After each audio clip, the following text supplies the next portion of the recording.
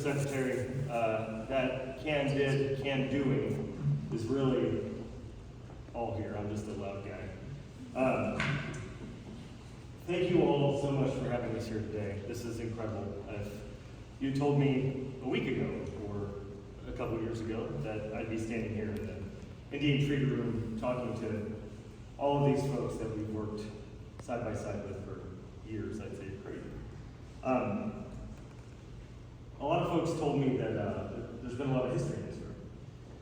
It's where peace treaties were signed during World War II. It's where the UN Charter was signed. It's where the first televised presidential news conference was. I'm a Navy veteran. This used to be the Navy library. And a bunch of other stuff that I read on Wikipedia. But look, as I reflected on this event, as I thought about what this meant to all of us, I thought, I don't want to make history here today. We're not making history here. History implies that it's done, that it's in the past. But we know this is the movement, right? We're all here because we know there's work to do. Today is about a recommitment, a renewed commitment. A commitment to keep going and finish the job, which we heard in droves over here. So thank you to all of you. A recommitment to put off history till tomorrow, because we know that there's people that we need to help today. I'm here today, I never served in Afghanistan. I'm here today because my buddy Lucky was stuck on a mountain in Ravine on August 14th. He said, "Brother, I'm surrounded by the Taliban. We're running out of ammunition. I think I'm going to die. Will you grant my last wish and help my family get back to San Diego?" And that, obviously he's here, so he made it.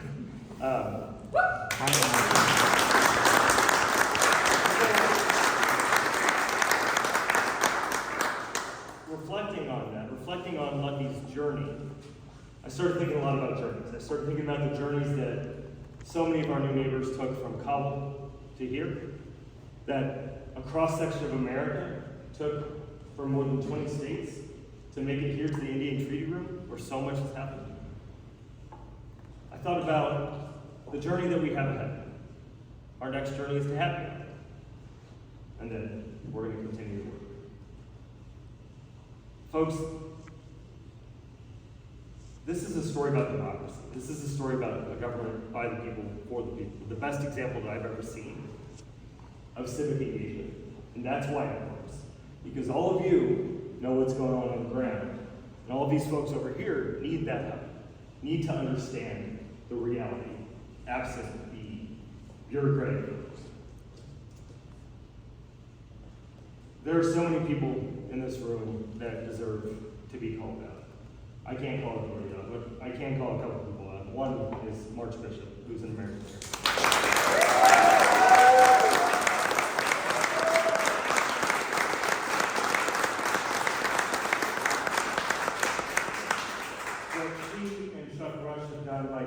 State Department and bringing a fresh set of ideas and the relationships across this ecosystem, AfghanEvac and evacuate our allies and has been nothing short of glory. There's a few government folks as well. Curtis Reed has been an unwavering champion.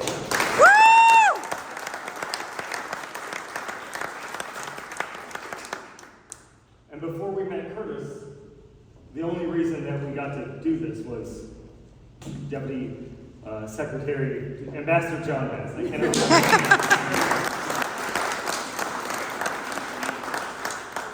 Without him and Ambassador Timmy Davis and J.P. Feldmeyer, there's just no chance that outside groups would be able to engage in the way that we do.